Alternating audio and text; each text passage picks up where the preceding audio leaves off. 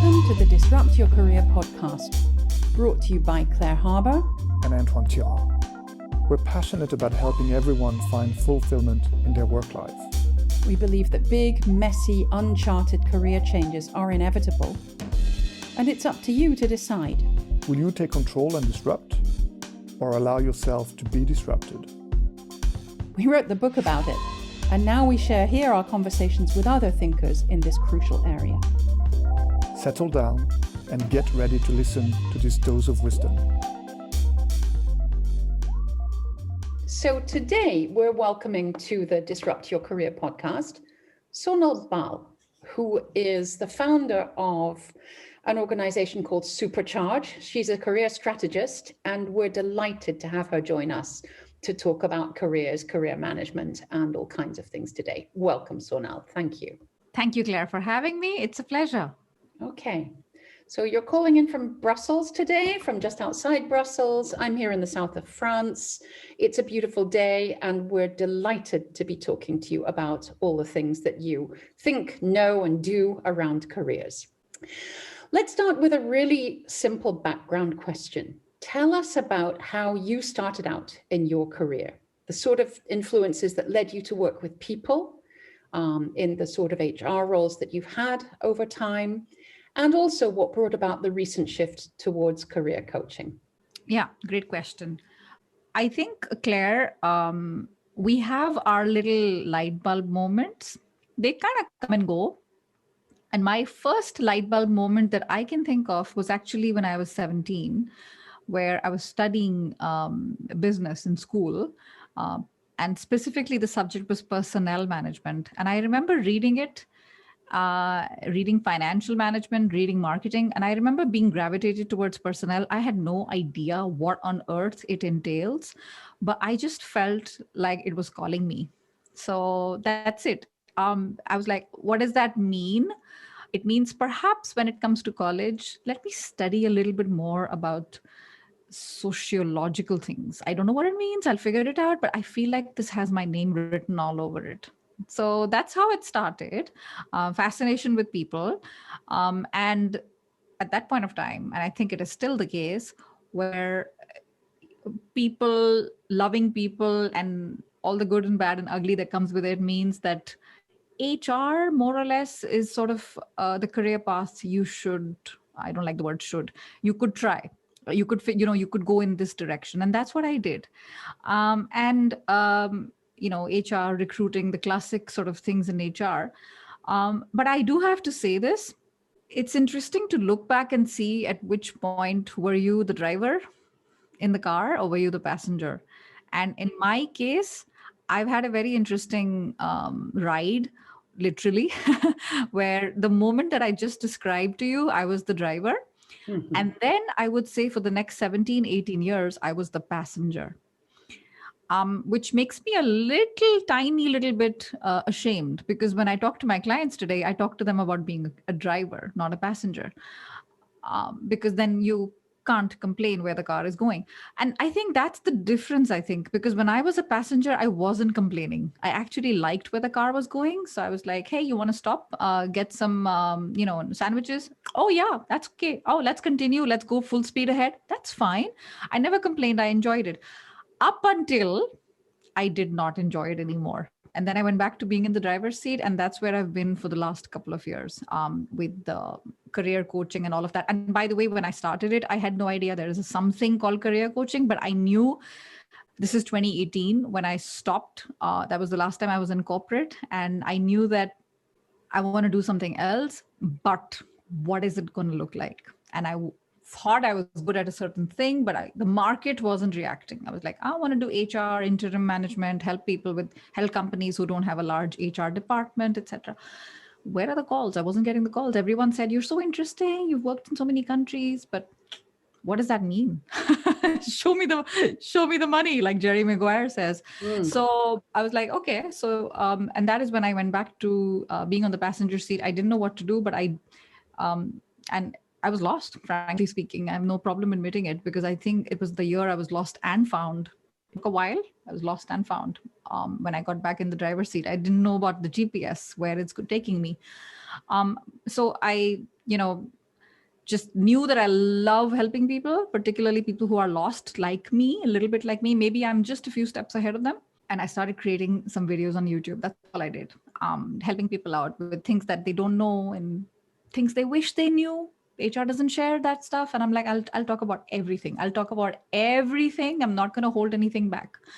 And that's what I did. And then I started taking that content on LinkedIn. And that's when everything changed and people started reaching out and they started calling me a career coach. I'm like, okay, that's what it is. That's what that is. So here we are today. Fascinating. I very much like that distinction you draw between being the driver and being in the passenger seat.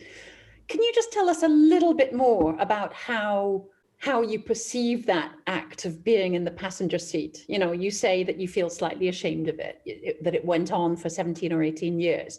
In what way would you characterize that being in the passenger seat? I think, when I said ashamed, I think it's a strong word because life happened, right?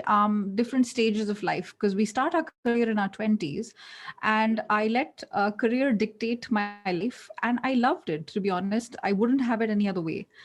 And then when I got married and followed my husband to South America, if I hadn't done that, who knows, I may not have had an opportunity to go to South America. So I never complained, in the sense I liked where it was going.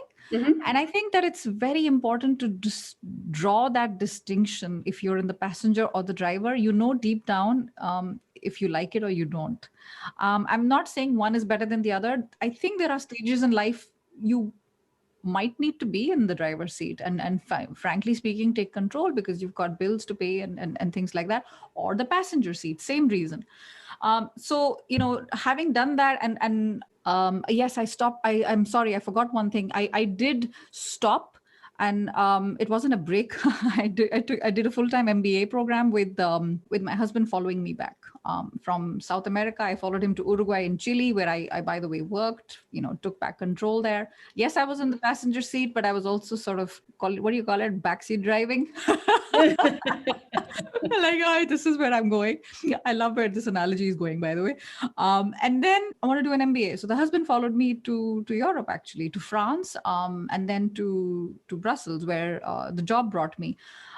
So it's been a little bit of passenger driver. Now, particularly if you're in a relationship, you're not doing this in isolation. Of course. And I do want to say that because there are times when you need to let the other person drive or the other person ride. Whether it's the front seat or the back seat, you need to decide if they're a good wingman or not. Absolutely. Just yesterday, I was listening to some work around the distinction between compromise and sacrifice, and it's such an important one. Yes. And inevitably, in couples that work, and no doubt you've read or looked at the work of Jennifer, yes. In this area, but of course there is room for roles shifting over time. And those that make that work well are those who are explicit about it. So good for you. I want to come back to the MBA with the newborn at some point, but let's go on. Tell us a little more about the cultural aspect of the work that you've done. You're from India originally. You're now in Brussels. You've been in several different places. You speak many languages. How have you found the navigation away from a country with a strong culture into all kinds of others and ending up now in Northern Europe, which couldn't be more different to India? Yeah, sure. On paper, it does look like Western Europe, South America, India could not be more different. I don't know, for some reason, Claire, I've not paid too much attention to it. I always sort of led with, where do I stand here? What do I bring to the table? How do I fit in? And I don't mean it in a way that sounds like it's all about me, but more about what does this mean for everyone else? What I bring in. So there's a very fine balance that's been there for me between integration, assimilation versus separation and my own identity. And my own sense of identity, I think, has been a little bit fluid. And I'm proud of that because I'm not a huge fan of labels. Yeah, you said this, but you're from India. Yeah, I'm from India. So what's your point? It's like people are going there, they're going to put me in a box, because it feels comfortable, because they put me in a, yeah, you live in Europe, so you don't really understand. I'm seeing a lot of this stuff right now in on my YouTube channel, where I have, for example, a video on salary negotiation. It's gone crazy viral, and I'm happy to see it. After 2 years of no activity, it's gone viral, and I'm getting so much response there. Yeah, but I'm from Germany, or I'm from here, and I'm from there. It's not going to work. So I was like, that's so sad when I read that, because luckily for me, I did not have that. So there's two mindsets here: curiosity versus confirmation. I've always come from that curiosity mindset, thank goodness, because it's really helped me. And curiosity being, I wonder why he said that. Let me find out. As opposed to, I know why he said that. He's from so and so place, or he's an engineer, or he's a doctor, and that's how they all think. And in French, you say "carré." Oh, yeah, this is just the way they are, so square. With that type of mindset and approach, I've always felt that everybody brings something so cool to the table. Everyone's got something to say and a value. And the universality of culture, I know that sounds a bit, but that has actually saved me. When I was in a group of people, we didn't speak the same language. For example, in South America, I learned Spanish. I became fluent really quickly because I wanted to work. And in that part of the world, unlike, Brussels, if you don't speak the local language, you just stay home. You just quarantine yourself because it's difficult to communicate. You can't go to shops, nothing.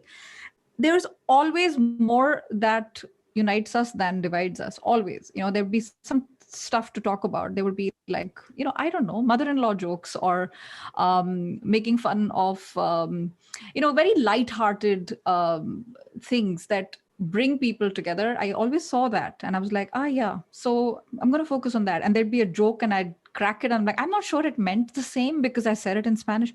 Actually, when people get what you're saying and where you're coming from, the intention matters. And for me, it's always been about that. I'm speaking to someone who's in France, or, having lived and worked in France or Brussels. It didn't matter to me. It still doesn't matter to me. People are people everywhere. And you're looking for the commonality at each Yes. stage.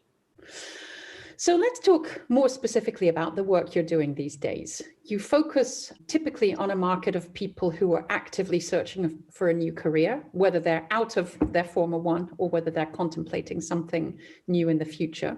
So whatever the reasons, they might be looking at something new. And you have a number of different approaches to the work you do. Tell us a bit more about what that looks like. Right. There's two things. One is work I do, and the second is who I target for that, actually.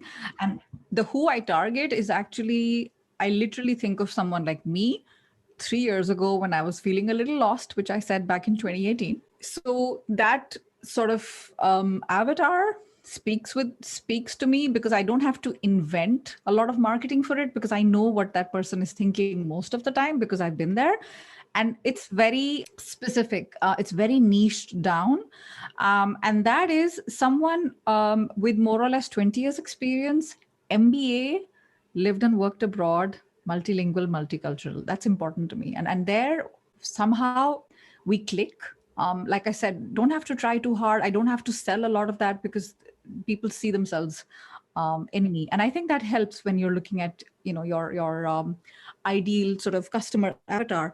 And how I do it is I do it through a combination of coaching, mentoring, consulting, training. There are times when clients need good old fashioned coaching where, you're not leading them, but letting them take the lead. They've got answers from within. And I'm glad I did the coaching certification, because that helps me to be on top of that. And there are stages in our association together where they need mentoring. Honestly, it's like, okay, now what do I do with LinkedIn? Like, I don't know how to show up.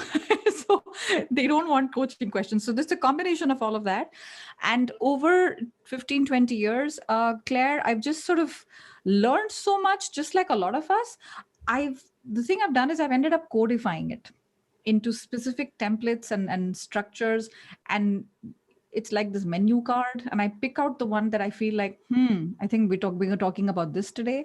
This is what I've done. Let me share it. And then it's extremely contextual and extremely personalized to the person I'm speaking with. So that's the sort of combination I follow, where I know very specifically my one-on-one clients, I'm very picky about who I work with, because time is of the essence. And not only that, but I also need to ensure that I pick people that I know will be, we'll click together. Because at the end of the day, I don't advertise, right? It's a relationship, extremely relationship heavy business. And I have to say business, because in the beginning I was a little afraid. I was like, how is it going to make money? But it's a business, you're in it to ensure there's, not a salary, but I want to hire people. I don't have people yet, but I want to hire people, and I want to hire people from countries where there's not a lot of representation, especially for women. So I can't do that by paying myself pittance. Like, it has to be done properly. So I pick out people that I work with who I know are, we're going to click well together, and they're going to give me a positive testimonial. I need that. Without that, it doesn't go anywhere.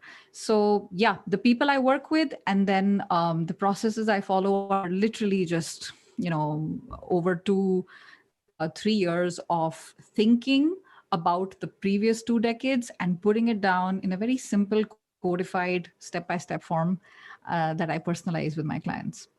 Fascinating. And then, of course, you have all the various platforms on which you're sharing your content and your ideas. You've got a YouTube channel, you've got all kinds of other things. Can you give us a little picture of that as well? Yes. When I started, I remember very clearly, Claire, my dad said, what are you doing? Like, what, you left your job, you weren't fired, you left, and I've been laid off. So my parents were like, what are you doing?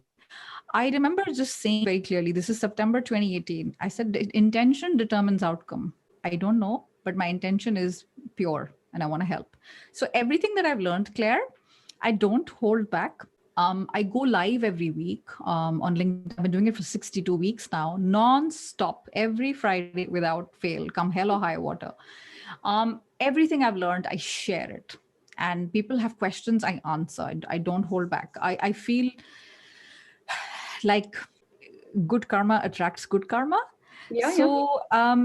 Any situation, can you help me? I don't know how to do this. I'm like, got it. It's a topic. I'm going to create a video on it. And it's not, theory video where I've taken notes from a Google website. I literally take it and then I'm like, these are the mistakes I made. I wish someone had told me. It's very real. It's not for everyone. And then there's so many different scenarios. So there's live streams, there's videos, there's podcasts. I love interviewing people. I love what you're doing right now. I love interviewing people. I wish I could do it like all the time and extract what they're saying, because the interviews are, the podcast is called How I Got Hired. Yeah. And it's very specifically about hiring and career change. I have a very one-track mind. I'm like, okay, you became an entrepreneur, right? How did you get hired by your first client? So it's very specific on that, because I feel like there's a lot of podcasts out there that say everything about everything. And I like the fact that you're also focused on careers and career pivoting. So through these channels, like, podcast and YouTube, and my favorite, as you know, and we said it before we, when we were backstage, is LinkedIn. It's my kind of people who hang out on LinkedIn. And I think the purpose there is just helping people to solve their problem while getting to know you and getting to like you. And that's it. I don't show up selling anything. There's no need. It's so important. People are like, when they speak, I've been stalking you for 6 months and I'm like, yeah. And then I talk about you don't have to tell me that. I feel like I know you already. I'm like, job is done. Check. Mission accomplished. And you don't have to bend over backwards. And in businesses, they teach you, I had 2 business coaches, they teach you about how do you steadily raise prices without feeling guilty, etc. And that's the power of showing up on a platform like LinkedIn, where you feel like, okay, I'm getting more clients. Okay, I think it's about time I might have to increase prices. That helps when you're not out of the blue. Who is she? What is she talking about? And absolutely, how much? There's no way I'm paying that much, as opposed to consistency, the power of consistency. Indeed. Power of showing up and the power of being comfortable with your number, whatever it is. And then being quiet. When you say the number, I've learned this the hard way, because as you can tell, I'm a little bit talkative. You give the number and then you shut up. You do. And the other fascinating thing is that I find, and I'm sure you do too, that you get surprises in both directions. I've had people with 6-figure salaries who can easily afford what I charge, who go, Oh no, I was thinking of something about, 10% of that. It's like, okay, fine, No, bye. exactly. I've heard things like, hey, but in Belgium, I know your competitors who charge that much. I'm like, listen, you're more than welcome to go to them. This is me, that's them. I'm not saying one is better than the other, but we're very different. Yeah. And yeah, you're absolutely right. When we start off, they themselves volunteer information like, I earn well. Like, okay. But it's a question of priorities, right? And my coach said this on my podcast. Whether you want to spend $600 on Jimmy Choo's or a coach for that particular hour and a half, it's your prerogative. Indeed. Let's move on. In the work that you do with the individuals that you coach and mentor, of course, you get to take the temperature of the way career management is being done, either by individuals or by organizations these days. What sort of trends and patterns are you seeing? And there's the obvious big one that's driven by COVID, but what are you seeing? What sorts of scenarios and problems are people coming to you with? Yeah, good question. I'm not going to talk about COVID, and I think it's been done to death already in terms of trends and remote and virtual. I'm not going to talk about that. So one thing I didn't say is when people reach out, they're not always looking at a career transition. Some are also looking at strengthening their personal brand, getting taken a little bit more seriously at the workplace. And that's something called executive presence. And we work on that a lot as well, particularly with remote, because then you're like, hey, how can I get my voice heard? Because I said something, everybody was quiet. And then John said something and everybody's like clapping. What the heck is going on? So first thing I'm noticing is there's more and more openness to coaching. And I think that's a good thing. Particularly, I'm coming from a time where in corporate, when we would nominate someone for a coach, someone to get a coach, it was sort of viewed as a punishment. Like, oh, what did he do wrong?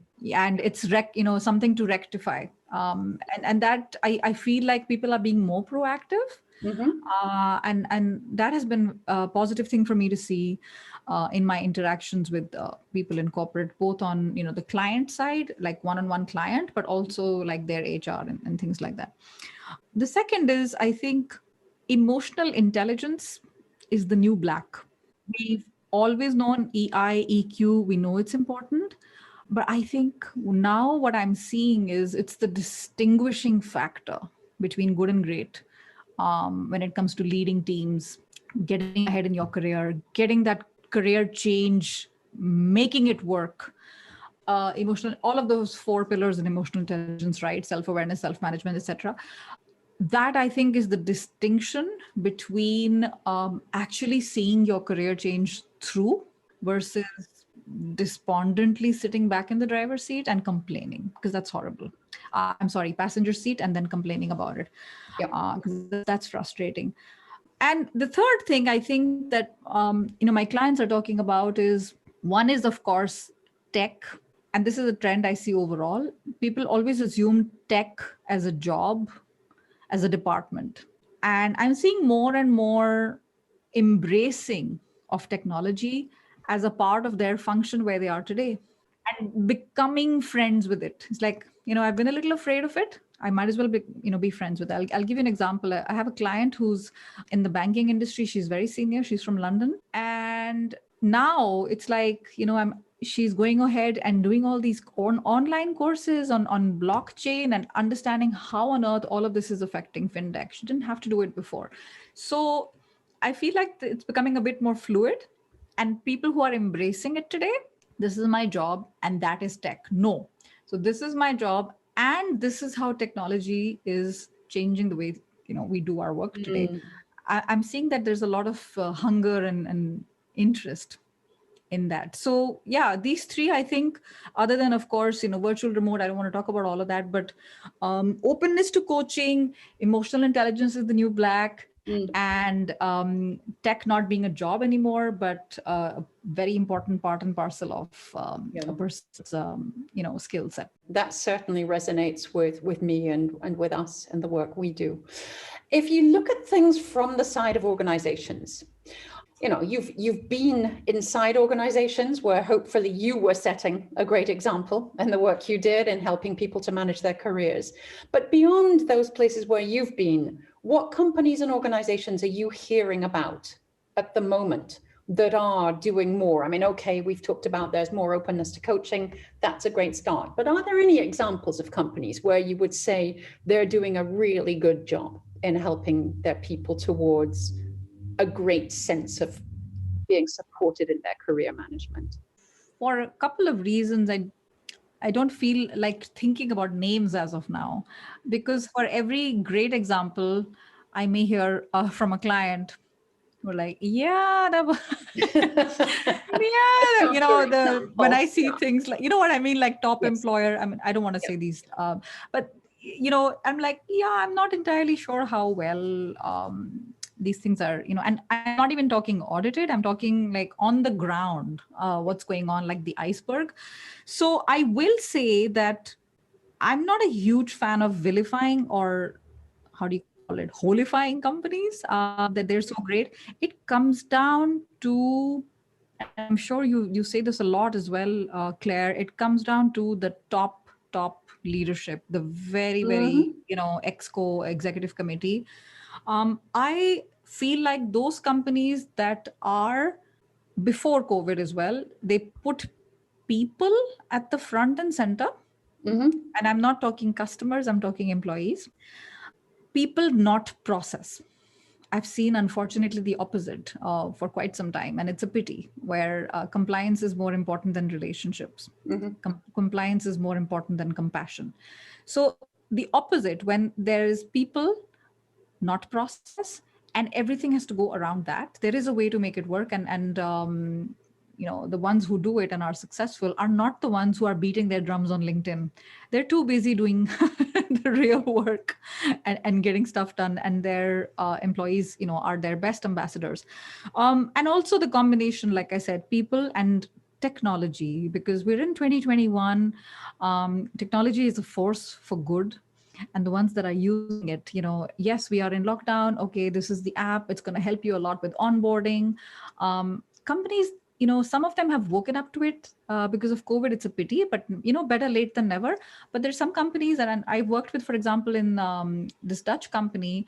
This was 2009, where we were told about work from home and traffic, and how between 7 and 10 highways have completely been transformed in the Netherlands, because you didn't have to come in until 10 a.m. All of that stuff. I feel like when you're a little bit ahead of your time, that shows. And some companies today are ahead of their time, and they're probably being made fun of. But time is a great teacher. So it's a little bit of a long-winded answer. I think there's some great companies out there. I don't feel super comfortable taking names, but the ones that are doing great work, I tend to see that people are at their front and center, not process, not compliance, but compassion for their people. I very much like that distinction of compliance and compassion. Definitely. Let's go back to you and your journey of doing your MBA with a newborn and having other career breaks. You can't see me, but I'm definitely putting inverted commas around that, because most of us who've done it know that you're not generally taking a break when you're raising a baby rather than going to the office. But tell us about what advice you would give to people who are either in a break now or trying to get out of one or considering taking one. How is that process best navigated? I think that words matter. I think words have power. Mm-hmm. So if you think calling it a transition makes you feel more empowered, then do what you got to do. And somebody will say, yeah, tomato, how does it matter? It matters. Mm-hmm. I didn't take those breaks by choice, Claire. I was laid off after a couple of years in Europe, and we decided it's a great time to expand the family. And then I was laid off again in the other company with cost cutting and restructuring. So I was a little bit bitter, but when I approached companies, or when they approached me, and I think that's really important, and that's what I teach my clients as well as my viewers. Don't go with the I'm less than you because I have a break. I'm going to be so grateful if I get a job, because I don't have a job today. So that means I can't negotiate. Everything you've learned over time has not disappeared in your brain, whether it was a baby or studies or whatever it is that you did, or you traveled, or you did different things. Even if somebody told me I've been on a break, and like, what have you been doing? Yeah, I started my company for 3 years. It didn't work out. I'm like, that's not a break. Firstly, let's let's get our definitions. Let's get our, I was a freelancer. That's not a break. A break was literally when you were like contemplating and figuring things out. So I think that you have a certain USP, unique selling proposition, which has not changed if you were out of the formal workforce. And let's say someone who's listening today, who's been on a 1-year maternity, paternity, whatever it is, break. There is a way to do a SWOT analysis and see, okay, I have strengths, weaknesses, opportunities, threats. My strengths are like everybody else. I have certain things I'm strong at. Okay. Weaknesses, you can say, yes, I've been out of the workforce, so there's a negativity bias. Yes, it's true, whether we like to say it or not. You are perceived as less desirable because you're not with someone today. Opportunity, what's the opportunity? Okay, interesting. I learned some things during this transition period. For example, time management, being organized, getting things done when the baby would fall, asleep. Okay, put those down. Like and there is a way to show transferability of those skills with the job that you're looking for. And another strengths, weaknesses, another opportunity is you're actually available. Most people need 3 months notice period, or especially in Europe. You could actually start like in a week. So use whatever you have today to your advantage, because not everything is bad and not everything is happening against you. It could even be happening for you. So SWOT, the T is, the threat is, what if you do this again? What if you take another break again? So you have to quash that. You have to quash that in interviews by saying, the reason for doing that, maybe I was taking care of a sick relative. Life happens to all of us, right? And maybe the reason for doing that, or maybe I was unwell, and the reason for that is no longer on the table. It's not relevant anymore.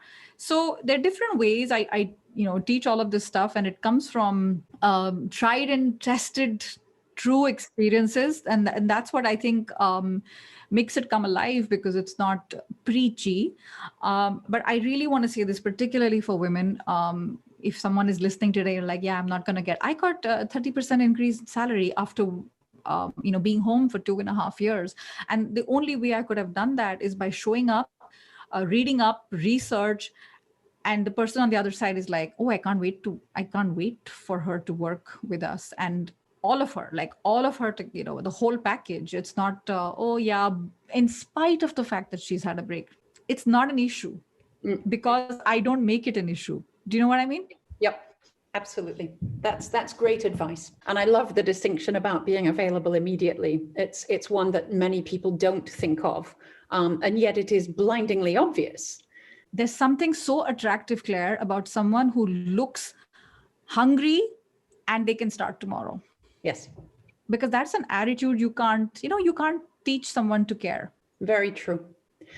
Now, if we come back to your platforms and the way you influence your audience, you have a very bold statement in various places telling us that you influence or have the ambition to influence 400 million job seekers. Now, tell me about that number. Where does that come from, and how are you doing in terms of that ambition? Right. I wrote that line as a description of my podcast, and I don't like the word influence. I think I used help. Okay. I can never really tell or dictate what other person's going to be influenced to do, but I can control how I show up, and I want to help. So, at June or July of 2020, these are the numbers that came from the International Labor Organization that in 2020, 2021, 400 million people will be out of work.